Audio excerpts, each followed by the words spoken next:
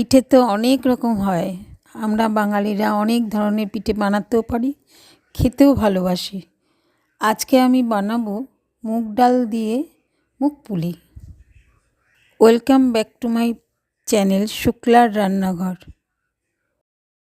চলুন শুরু করা যাক আজকের আমার রেসিপি মুগ পুলি। প্রথমে আমি এক বাটি মুগ ডাল নিয়েছি, নিয়ে ভালো করে লাল লাল করে ভেজে তুলে নেব। ডাল ভাজা হয়ে গেছে আমার, ভালো করে জল দিয়ে ধুয়ে নিয়ে একটু নুন দিয়ে সেদ্ধ করে নেব। ডালটাও ভালো করে সেদ্ধ হয়ে গেছে। এবার ডালটাকে একটা মিক্সিং জারের মধ্যে তুলে নেব, নিয়ে সামান্য জল দিয়ে মুগ ডালটা পেস্ট করে নেব সুন্দর করে, যাতে কোনো দানা না থাকে। ডালটা আমার ভালোভাবে পেস্ট হয়ে গেছে। এবার একটা পাত্রে তুলে নিয়ে তার মধ্যে মেশাবো চালের গুঁড়ো, সামান্য নুন দিয়ে ভালো করে মিশিয়ে একটু ঘিও দেবো, 1 চামচের মতো ঘি দিয়ে গরম জল দিয়ে মুগ ডালের সাথে চালের গুঁড়োটা ভালো করে মেখে নেব, যেমন আটা মাখে সেরকমভাবে মেখে নেব। আমার ডোটা একদম রেডি হয়ে গেছে, সুন্দর নরম একটা তুলতুলে ব্যাপার হয়েছে, বেশি শক্তও হবে না একদম নরমও হবে না, খুব সুন্দরভাবে তৈরি হয়ে গেছে।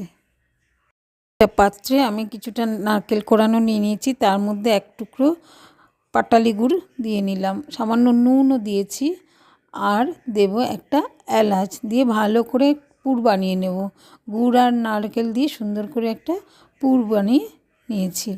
এই পাত্রে আমি 1 কাপ জল আর 2 কাপ চিনি নিয়ে নিয়েছি শিরা বানাবার জন্যে, এতে পিঠেটা করে ওর মধ্যে ভিজিয়ে রাখতে পারি সুন্দর করে।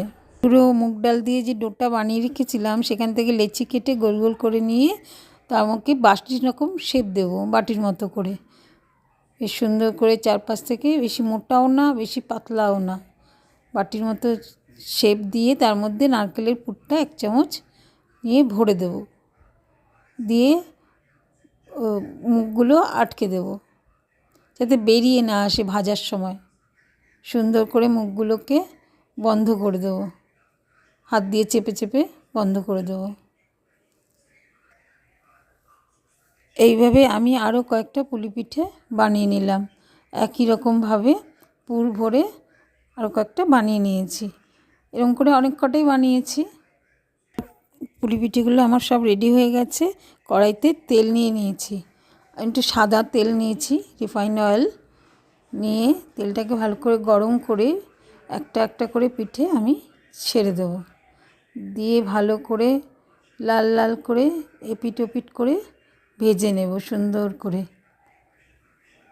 এগুলো আমি লাল লাল করে সুন্দর করে ভেজে নিয়েছি, একদম এপিট ওপিট করে সুন্দর করে ভেজে চিনির শিরার মধ্যে একটা একটা করে পিঠে ছেড়ে দেবো, দিয়ে ভালো করে নেড়ে চেড়ে নেব দুদিকেই, যাতে মিষ্টিটা দু সাইডেই ভালো করে লাগে।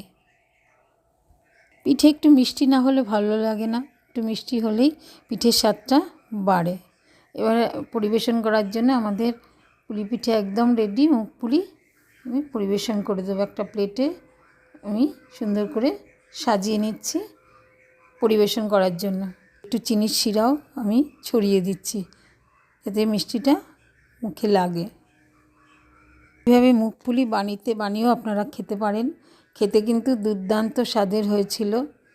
আমার এই রেসিপিটা যদি আপনাদের ভালো লেগে থাকে লাইক করবেন, শেয়ার করবেন, সাবস্ক্রাইব করবেন। সবাই ভালো থাকবেন, সুস্থ থাকবেন আর পরিবেশকে সুস্থ রাখবেন।